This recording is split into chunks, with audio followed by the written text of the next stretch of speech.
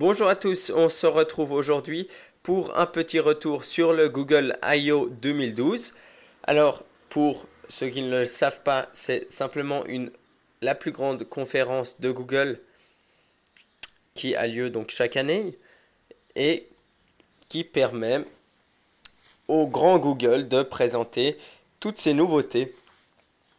Et aujourd'hui, on va donc parler de Jelly Bean, la toute dernière version mineure d'Android qui vient d'être présentée à ce Google I/O. Aujourd'hui, on va donc voir toutes les nouvelles fonctionnalités, les principales fonctionnalités que cette nouvelle version va apporter. Alors, sachez déjà qu'il sera porté sur un certain nombre de téléphones. Malheureusement, officiellement, ce sera uniquement sur les téléphones les plus récents. Mais évidemment, on attend avec impatience de nombreux petits bidouilleurs qui nous feront avec plaisir des ROM spécialement pour nos smartphones qui ne recevront pas la mise à jour officielle Jelly Bean. Alors, quelles sont les nouvelles fonctionnalités de cette version? Juste avant de commencer, quelques petits chiffres. Sachez que lors de l'édition 2011, nous étions seulement 100 millions, seulement bien sûr entre guillemets, 100 millions d'appareils Android dans le monde. Aujourd'hui donc, au Google I/O 2012, nous sommes à 400 millions. Et oui, 400 millions. Et sachez également que nous étions à 400 000 activations par jour et que nous sommes désormais à 1 million d'activations par jour. Oui, 1 million. C'est tout de même impressionnant. Alors, les principales fonctionnalités. Premièrement, il y a ce qu'ils ont appelé le Project Butter.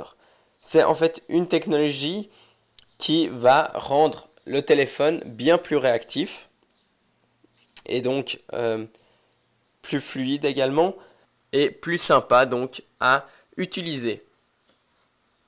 Comme vous pouvez le voir ici, avec la caméra au ralenti, les performances comparées à Ice Cream Sandwich sont tout de même évidentes. Alors, autre fonctionnalité très intéressante, on aura une gestion des widgets qui sera bien meilleure, avec par exemple, en déplaçant, comme vous le voyez, un widget sur un écran, vous avez un redimensionnement de ce widget qui est tout simplement automatique. Et si vous passez simplement le widget sur au-dessus de certains icônes, ces icônes seront automatiquement mis en dessous par exemple ou au-dessus comme vous le voyez ici. C'est donc très pratique.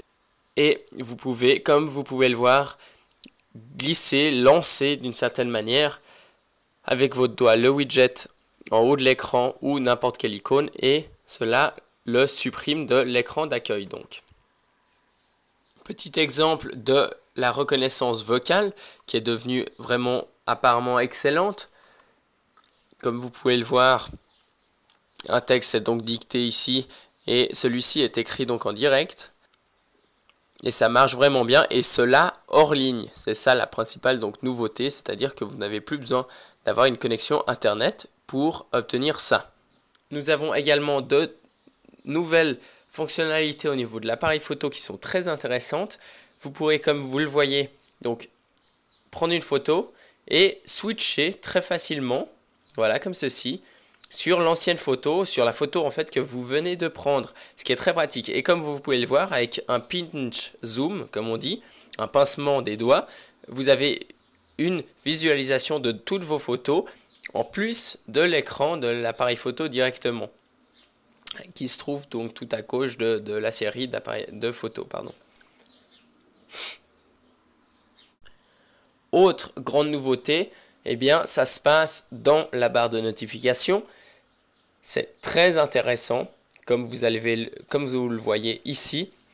Par exemple, on a un appel manqué, on peut tout de suite rappeler la personne qui vient donc nous appeler ou lui envoyer un message directement depuis la barre de notification. On peut également raccrocher, etc. depuis la barre de notification. Slider comme d'habitude et comme vous le voyez, les notifications sont beaucoup plus grandes et beaucoup plus interactives. On peut aimer des vidéos, on peut jouer de la musique. Et comme vous le voyez, en appuyant en fait avec les deux doigts, on peut développer les notifications. Donc c'est vraiment très intéressant. Vous aurez par exemple un nouvel email avec un simplement glissement des deux doigts comme vous le venez de voir. Eh bien, vous aurez tout l'email qui va s'afficher directement dans la barre de notification. Et je trouve que c'est une évolution très importante et vraiment géniale. Et enfin, autre fonctionnalité, nous avons le Siri en version Google. Alors, apparemment en anglais, en tout cas, il est très performant comme vous pouvez le voir ici. La question, enfin, ce que dit l'interlocuteur, c'est donc qui est le Premier ministre du Japon.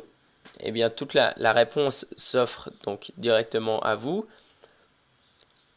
Il y a différents exemples qui ont été présentés. Avec par exemple ici, quelle est la définition du mot robot? Et nous avons donc tout de suite la définition. Et évidemment, là, nous avons le téléphone qui nous parle avec une voix qui est plus fluide et plus appréciable à l'écoute. Ici, nous avons donc une question qui est rigolote puisque il demande de montrer des images de ce petit animal très chou. Eh bien, il a reconnu malgré la difficulté de l'orthographe de ce petit animal. Donc, comme vous le voyez, pour le moment, ça a l'air vraiment intéressant. Espérons qu'en français, ça ne soit pas une blague comme S-Voice.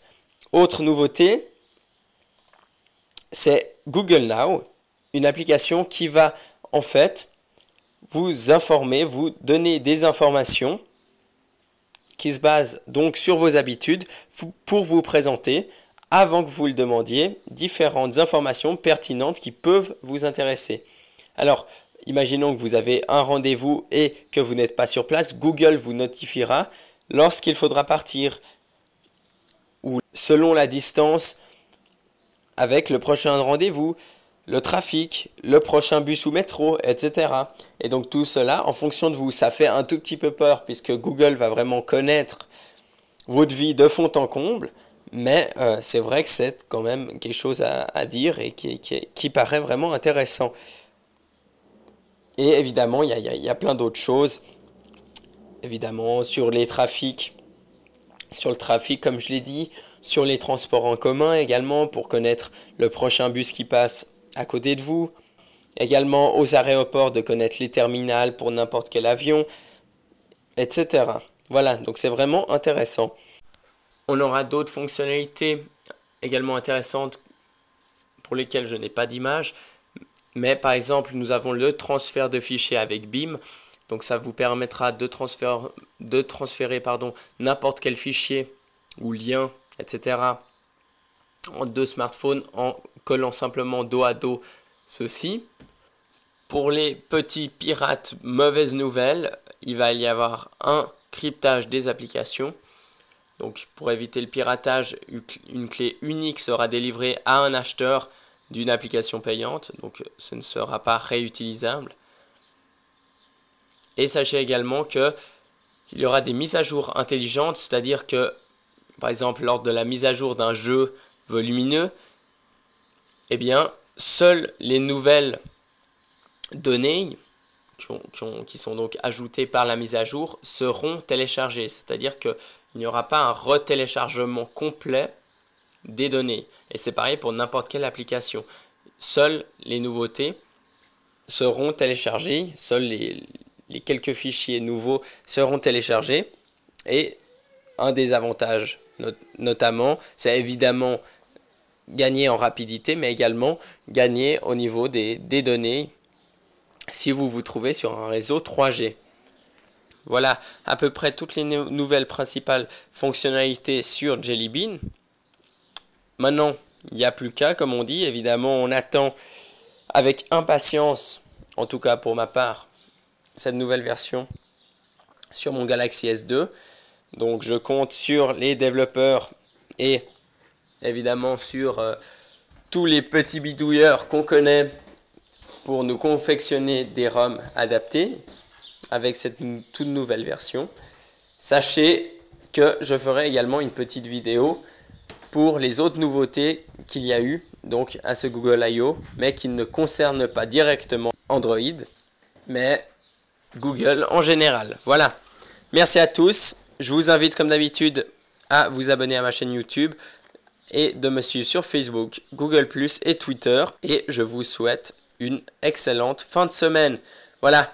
Salut à tous.